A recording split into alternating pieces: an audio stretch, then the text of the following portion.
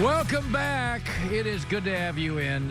Through another show, somebody texted me, a buddy yesterday, and he said, I don't know how you fill all this time. And I said, it's not easy, but there's a lot of people right now filling time in their lives. And actually, the NFL has, unlike the doom and gloomers, I'm for the NFL free agency period. I'm for the all-decade team being released. I'm for the draft. I'm for the schedule. The schedule generally has been released in April. I'm not sure if I can even announce this yet. It's going to be in May this year. Can I announce that? I just broke that story. Well, they announced it would be by May 9th. Oh, okay. And generally, so it'll probably be early May it'll come out. Okay, because it's usually April. Did we break that story? I can't. No, We've broken so many stories. I mean, it never has a set date. It's always just a date as a deadline. I mean, we are sort of we break Brady to the Buccaneers. We got to break everything that matters, Big game. All right, here we go, Joey. So Tua was on the show earlier today, and there's a lot of speculation. Daniel Jeremiah's got a new mock draft out today, and he's got Tua going to the Chargers. I do think there's, listen, he's not going to fall below 10, and he's super talented. He's Drew Brees accurate, but there are places that I think he's a terrible fit, and here we go, Joey. All right, Professor Colin, what grade would you give the Bengals as a landing spot? I think this is a terrible landing spot, D-. Unproven head coach. That division is the best defensive front division easily in football. Ravens have upgraded. Steelers are young and excellent. Cleveland Browns, Myles Garrett comes back. They have an excellent defensive line.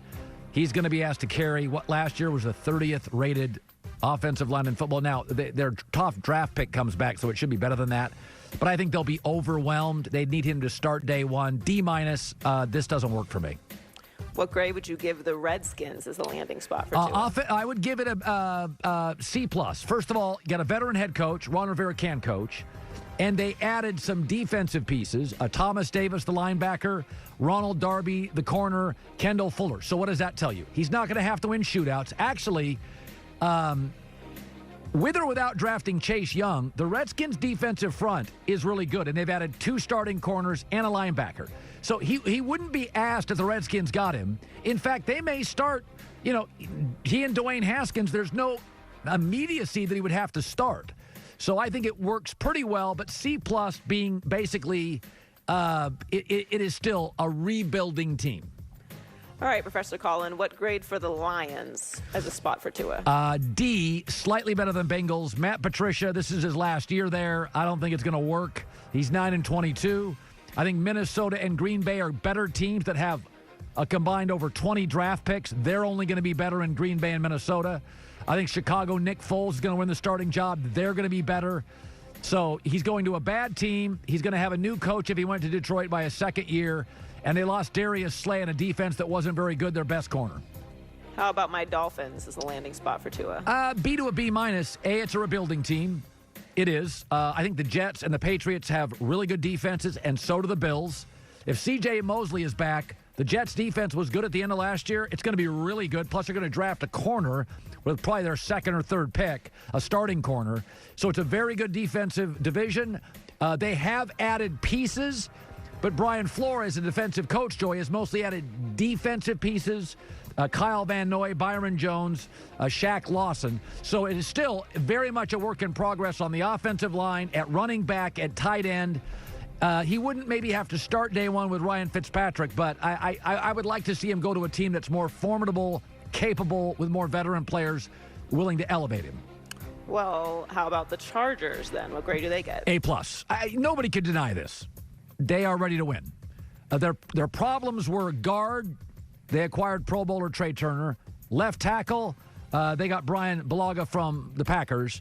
And, I mean, they have 7 draft picks. There's not 7 guys that can certainly start. I'm not sure there's 7 guys out of the draft right now with their picks that can make the roster. Also, Tyrod Taylor has a perfect personality. Smart, mentor, veteran. They're going to win games with Tyrod Taylor. There's no doubt in the world. If he just doesn't throw picks, if he throws 8 picks and not 21 like Phillip, they're going to win a bunch of games.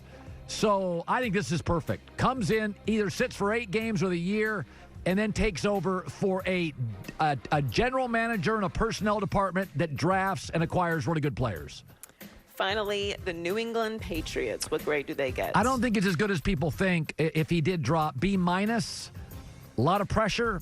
Dontari Skarnecki is in his 70s. He's not going to get the offensive lines Tom Brady got. Again, I think the division is better defensively. Brian Flores is going to have a better defense. C.J. Mosley back. Jets defense is better. Bills defense, to me, was first or second best in the league last year.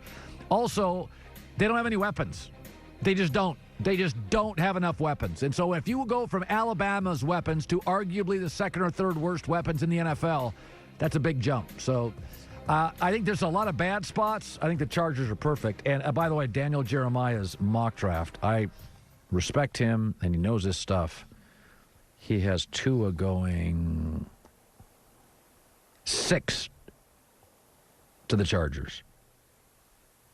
That would be, do you know how happy I'd be? You think he lasts till 6? Well, I mean, if you look at it, Burrow 1, Chase Young, Redskins, Jeff Okudah, Lions, they need a corner.